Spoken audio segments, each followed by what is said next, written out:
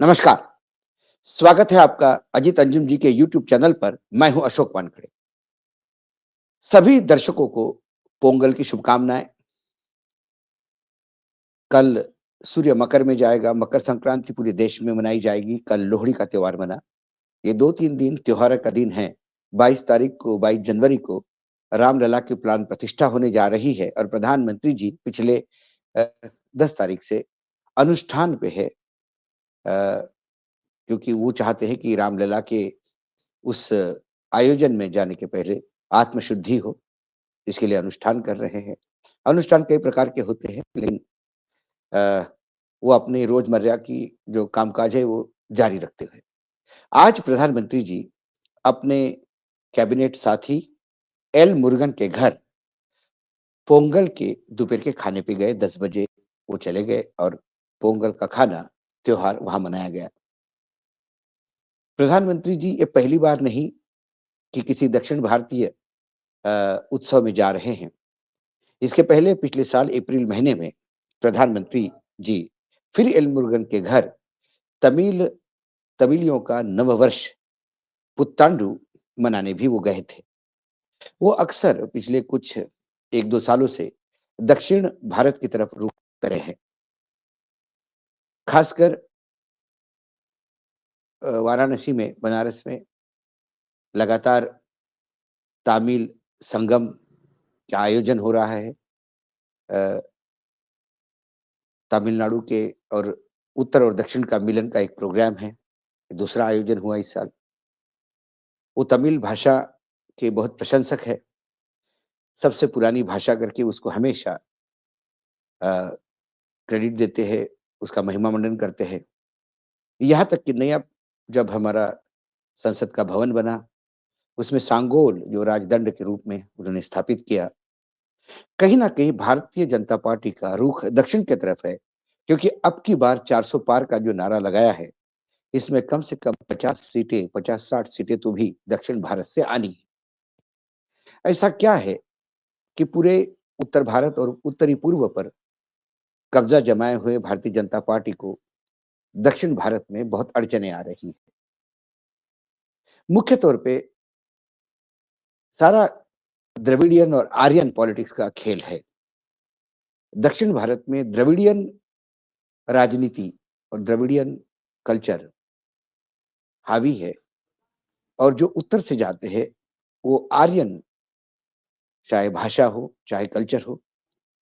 हिंदी थोपी जाने पे दक्षिण भारत में बहुत बड़े आंदोलन हुए। जो सनातन धर्म दक्षिण उत्तर में माना जाता है, दक्षिण में धर्म तो सब मानते हैं, हिंदुत्व को सब मानते हैं, लेकिन कहीं न कहीं जो वर्ण व्यवस्था है, उसने दक्षिण भारत में एक खाई पैदा की और एक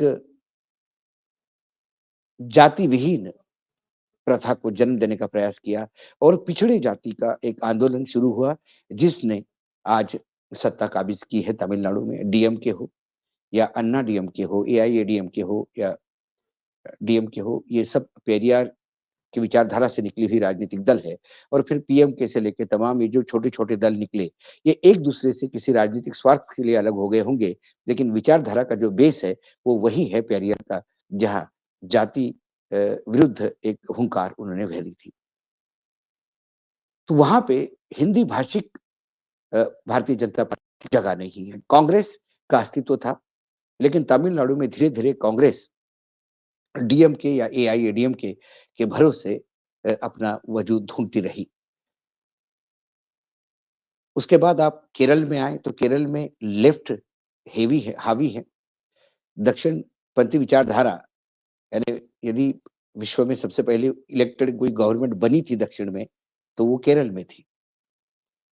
तो बंगाल के पहले भी केरल में और विश्व का नज़र गई कि भारत में भी वामपंथी एक आंदोलन ऐसा हो सकता है कि एक राज्य पे एक सरकार वहाँ डेमोक्रेट यानी प्रजातंत्र में भी बन सकती है। तब से वहाँ पे लेफ्ट, मुस्लिम, कांग्रेस ये हावी है। संघ बहुत केरल में काम कर रहा है, लेकिन वो ब्रेक थ्रू उन्हें नहीं मिल रहा है। केरल के जो हिंदू है या ब्राह्मण है, वो बहुत कट्टरवादी माने जाते हैं। यानी उत्तर और केरल के ब्राह्मणों में फ़र्क देखा, तो कर्म कांड में दक्षिण के खासकर केरल के ब्राह्मण या तमिलनाडु के ब्राह्मण बहुत ज़्यादा शास्त्रोक्त पद्धति से और परंपरागत तरीके से कोई कॉम्प्रोमाइज़ नहीं करते हुए वो अपना व्यवहार करते हैं। कर्नाटक में भारतीय जनता पार्टी ने बहुत बहुत जगह बनाई।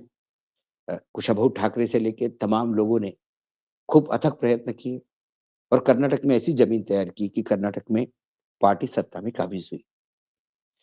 आंध्र प्रदेश में बीजेपी को जगह नहीं थी।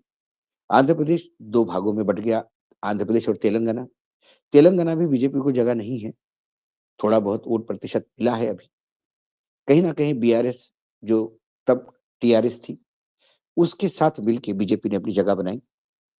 लेकिन टीडीपी और वाईएसआर के दोनों के वहाँ लड़ाई में ना कांग्रेस को जगह है आंध्र प्रदेश में, क्योंकि कंबाइन आंध्र प्रदेश एक ज़माने में कांग्रेस का बहुत बड़ा गढ़ हुआ करता था। लेकिन राज्यों के 2 फाड़ होने से कांग्रेस ग्रेड उठा नहीं पाई और दोनों राज्यों से बाहर हो गई। तो कुल मिलाकर तेलंगाना, आंध्र प्रदेश, कर्नाटक, केरल और तमिलनाडु, यदि ये दक्षिण के राज्य हम देखें, तो इन दक्षिण के राज्यों में 129 सीटें बनती हैं। तमिलनाडु की अ, 29 सीटें, आंध्र प्रदेश की 25 सीटें, तेलंगाना की 17 सीटें, कर्नाटक की 28 सीटें और केरल की 20 सीटें। और 129 सीटों में क्षेत्रीय दल डीएमके, एआईएडीएमके, कहीं कांग्रेस, बीआरएस, वाईएसआर ये हावी दिखाई देती है और बीजेपी को वहाँ थोड़ा बहुत समर्थन कर्नाटक में था।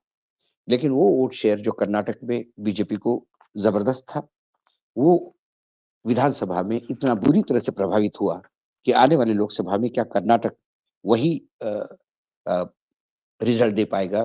क्योंकि कर्नाटक के 28 सीटों में से 25 सीटें बीजेपी के पास थी और 51.70% का वोट शेयर था। कांग्रेस जो कर्नाटक में अपना बड़ गढ़ मानती थी, वो मात्र 1 सीट जीत पाई और वोट शेयर 32% पे आ गया, जो करीब-करीब 8 प्रतिशत घट गया और जो 8% इनका घट गया, वही बीजेपी का 8% गेन हो गया। जेडीएस ओल्ड मैसूर के एक पैच में है, वहाँ पे करीब-करीब 10% के अ अ, स्थिति पे वो है, वो और 1 सीट वो ले पाए, इंडिपेंडेंट 1 सीट आई। कुल मिला के 21 जनरल, शेड्यूल कास्ट की पायु और शेड्यूल ट्राइब की 2 सीटों में से कांग्रेस 1 ही सीट कबाड़ पाई। लेकिन उसके बाद विधानसभा में जो अभूतपूर्व कांग्रेस को यश मिला, उससे क्या 19 के नतीजे 24 में रिपीट होंगे बीजेपी के लिए? वो एक बहुत बड़ा संकट का समय है। केरल में यदि जाएँ हम, एक राज्य है, जहाँ 20 सीटें हैं, वहाँ कांग्रेस का वोट प्रतिशत भले ही 37 साढ़े 37 हो, 15 सीटें उनके पास है। मुस्लिम लीग वाली जो पार्टी है उसके 2 सीटें हैं, जो जिसके पास 5.5% वोट है। सीपीआईएम के पास भले ही 26% वोट है, लेकिन सीट 1 ही मिली। आरएसपी के पास 1 सीट है, भले ही उनका 2.5% वोट शेयर है। बीजेपी को सीटें कम मिली, लेकिन 13% वोट शेयर या वहाँ पे है।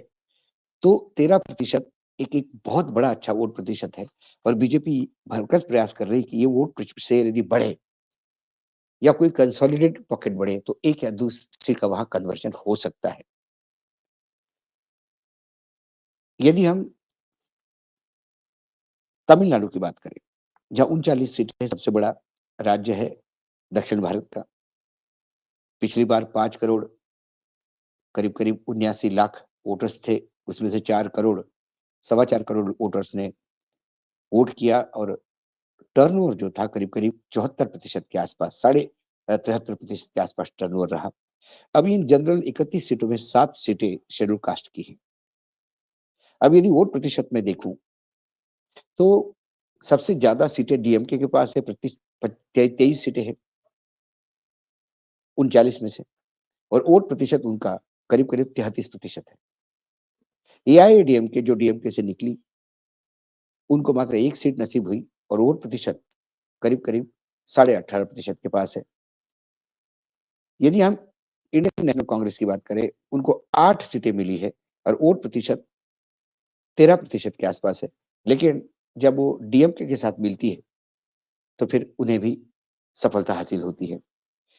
फिर मुस्लिम लीग के पास 1 है, पीएम के पास कोई सीट नहीं लेकिन 5.5% का वोट शेयर है और यहाँ बीजेपी को 3.5% का वोट शेयर है। तमिलनाडु में बीजेपी ने पार्टनर ढूंढा था एआईएडीएमके, लेकिन फिर सनातनी धर्म और हिंदुत्व के चलते, खासकर दक्षिण भारतीय हिंदुत्व, बीजेपी के हिंदुत्व के चलते कहीं न कहीं वो वोट शेयर छिटक गया है।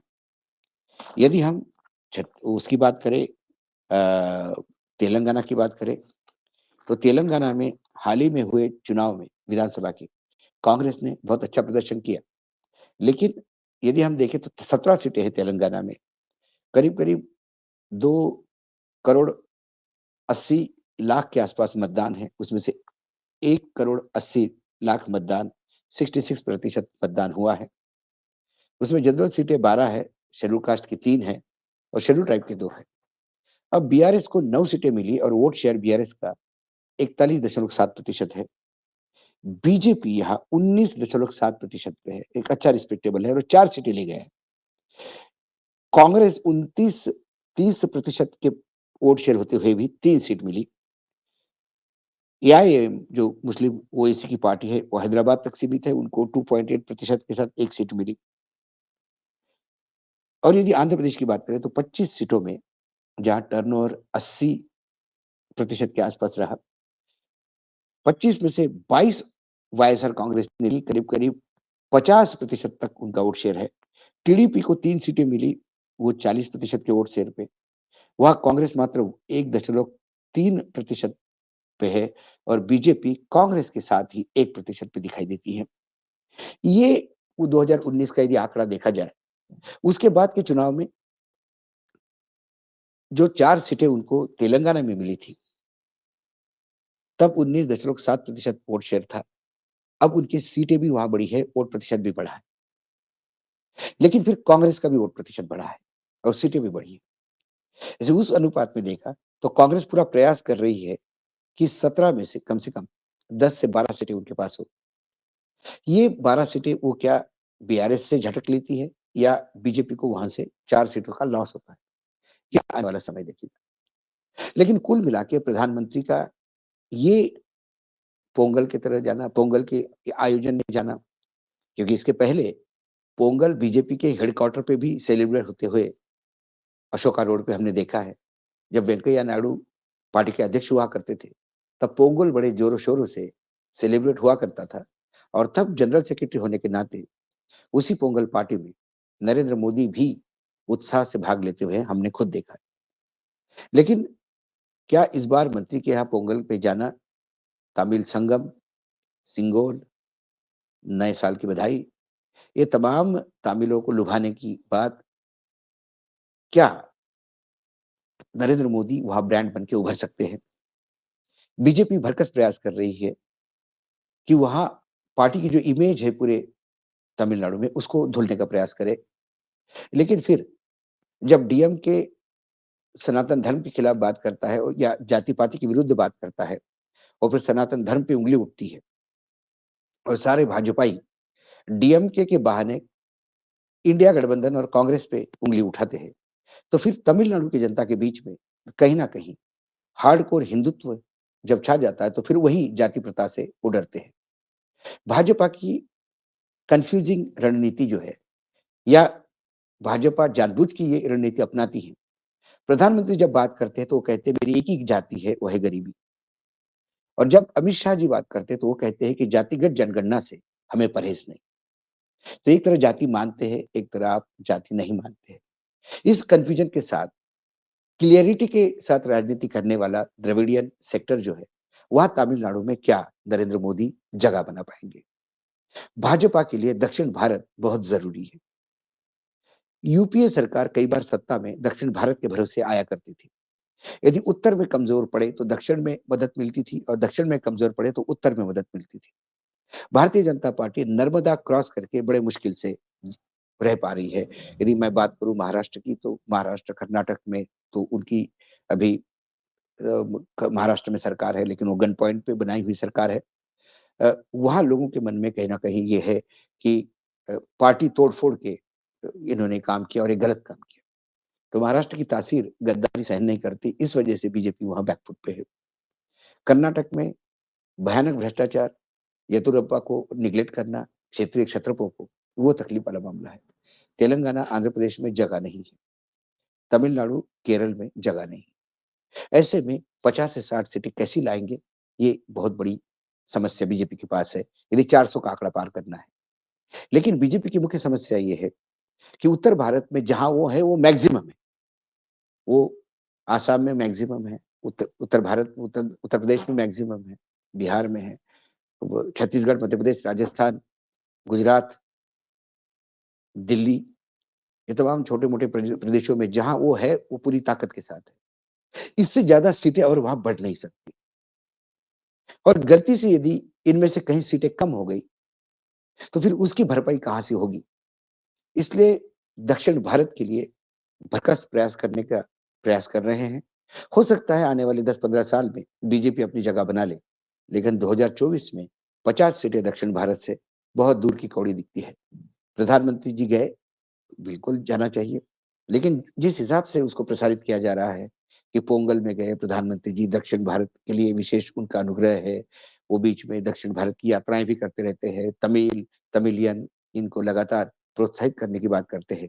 लेकिन अ, राम मंदिर का इम्पैक्ट कितना तमिलनाडु में होगा, ये कहना मुश्किल है।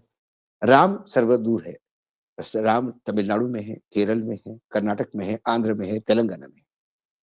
लेकिन वहाँ एजुकेशन का लेवल भी हाई है। लोग सिर्फ राम पे सैटिस्फाई नहीं होते। राम उनके आराध्य हो सकते हैं, राम पूजा घर में ठीक है, राम की पूजा वो करते हैं, लेकिन जीवन में वो राम राज्य चाहते हैं। क्या वो राम राज्य भाजपा प्रॉमिस कर सकती है? कर्नाटक में अथाह भ्रष्टाचार के चलते और क्षेत्रीय छत्रपों के रास्ते पे लगाते चलते हाथ से आया हुआ राज्य बीजेपी को खोना पड़ा।